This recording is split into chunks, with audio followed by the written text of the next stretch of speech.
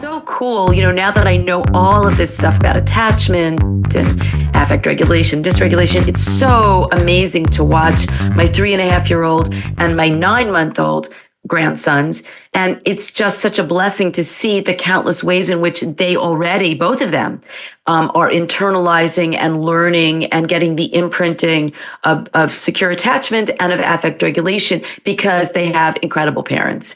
And they have great grandparents as well. I'll throw that in. They are loved by many, many, many people in their lives. So my 3.5-year-old grandson, I was with him not long ago, and he got upset about something. And I was prepared. I was actually standing up and walking towards him. I was going to pick him up and hold him. And I watched as what he did, kind of totally spontaneously, he started to sing a song to himself. And the song came from a show called Daniel Tiger, which actually is a phenomenal program for the socio-emotional development of very young children. I was always a big Sesame Street fan, but Daniel Tiger plays a really valuable role in the socio-emotional development for children. And he had learned this song on Daniel Tiger that when you feel upset or angry, you sort of, grr like a tiger. And what he learned in the song is that you give yourself a hug and you take a deep breath and you count to 4 and then you slowly exhale.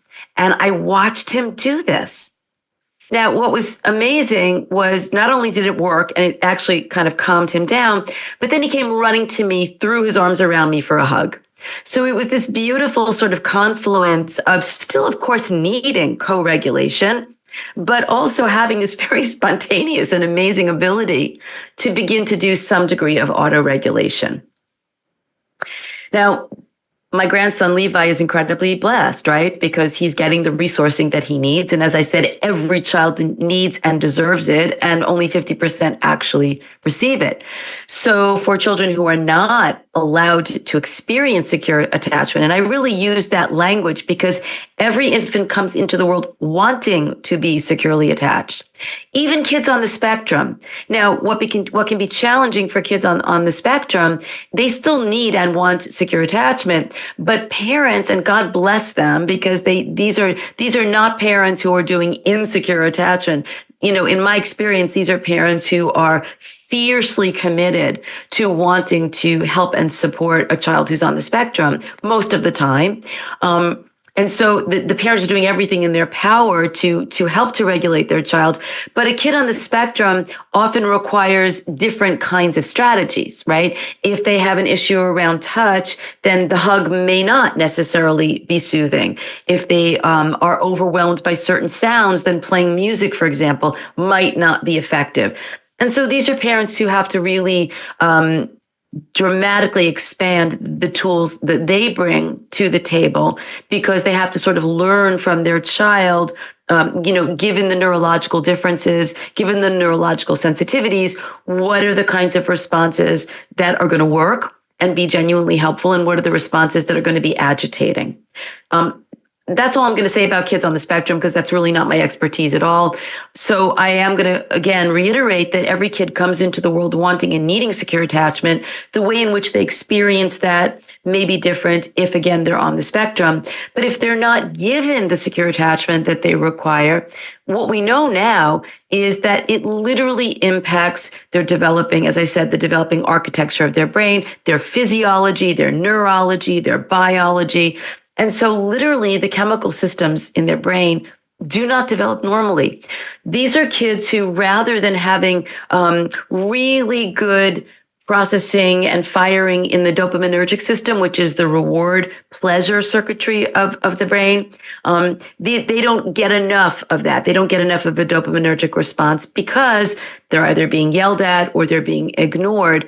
And so these are kids who are not only in kind of a perpetual state of distress.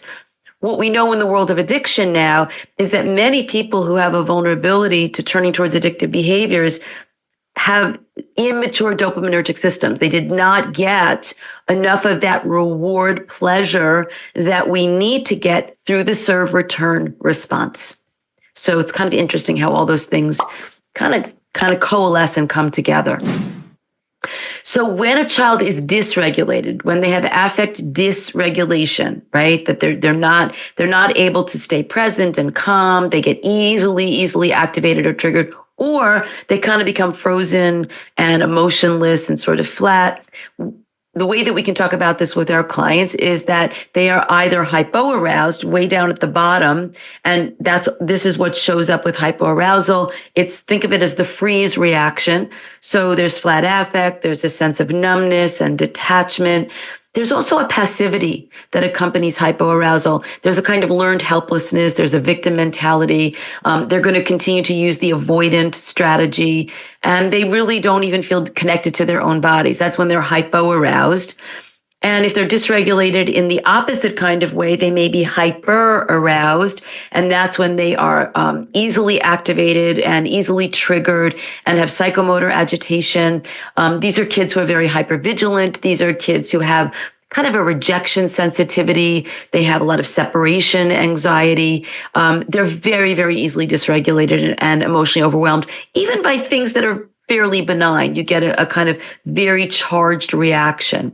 But again, I want to caution those of you who work with kids that we want to be really careful to not pathologize and label it as the overreactivity as something wrong with the kid, but rather think about the possibility that they're overreacting because they've not been given the strategies for comfort and soothing that they need in order to begin that early process of autoregulation.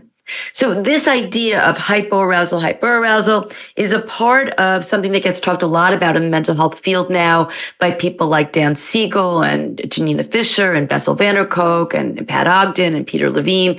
It's all about this window of arousal, and kids who do not get a lot of the comfort and the support that they need, they have this really tiny tolerance. And they very, very easily are going to become either hypoaroused at the bottom or hyperaroused at the top. What we can offer them in therapy is learning how to really expand on that window. When you're in the optimum window, you have the ability to think and feel at the same time. And that is the ultimate goal. Thinking coming from executive functioning and the prefrontal cortex, and feeling coming from limbic system. Kids who are dysregulated are pretty much lost in limbic. Adults who are dysregulated, which is my caseload population, are constantly lost in limbic, and they kind of executive functioning goes offline and they become impulsive, and they're not able to do cause and effect reasoning. They don't have good judgment. And again, I'm not going to give them a DSM diagnosis. It's just understanding that they're literally in the fight, flight, freeze, survival part of their brain because they don't have other good strategies to navigate the challenges of life. So when we have traumatized, abused, neglected kids, and they're not given the resourcing that they need because of insecure attachment, they're not given the resourcing that they need in order to do affect regulation, they're going to carry a lot of this unresolved pain, and they bring that into adolescence. And this is sort of the next puzzle piece, if you will. They come into adolescence and they're totally ill prepared to handle all of the developmental milestones and challenges and stressors that, certainly exist in this day and age around being a teenager. So if you're working with teenagers, or even if you're working with adults, I think here's more psychoeducation that can be very, very helpful to share, to just kind of help your client understand that there are some very powerful and very real challenges of being a teenager, even a teenager who is growing up in a very safe and loving family. And one of the things that we now can bring to our work as mental health providers is this whole newfound understanding of the adolescent brain, which is a different brain than the adult brain. And I'll talk about why that is. All of this information, in my mind, continues to normalize and universalize and help our clients make sense out of their struggles. And keep in mind, if they don't have this information, they're going to jump to their own DSM and come to the conclusion that they just must be damaged or broken or crazy. I also want you to keep something else in mind. When you hate yourself, it resonates to hurt yourself. And so if the conclusion you've come to is that you're damaged or broken or crazy, then cutting your body, pretty resonant, kind of makes sense. right? If you love yourself, if you recognize that you are a lovable human and that the abuse that happened in the past was not your fault, it's not going to resonate to engage in behaviors that are destructive to your body. So this is another reason why doing that psychoeducation is really, really important, because above everything else, I'm trying to install self-compassion, and I'm trying to bring back a very healthy kind of self-love, not narcissistic self-love, but a healthy self-love where you can look in the mirror and not only say, I am a worthy human, but you can also say, my body does not deserve to be harmed or hurt. And for many clients, that can be one of the steps in beginning to let go of and move away from more destructive behaviors. And it creates a willingness and an openness to begin to try some of the strategies that we're going to offer instead.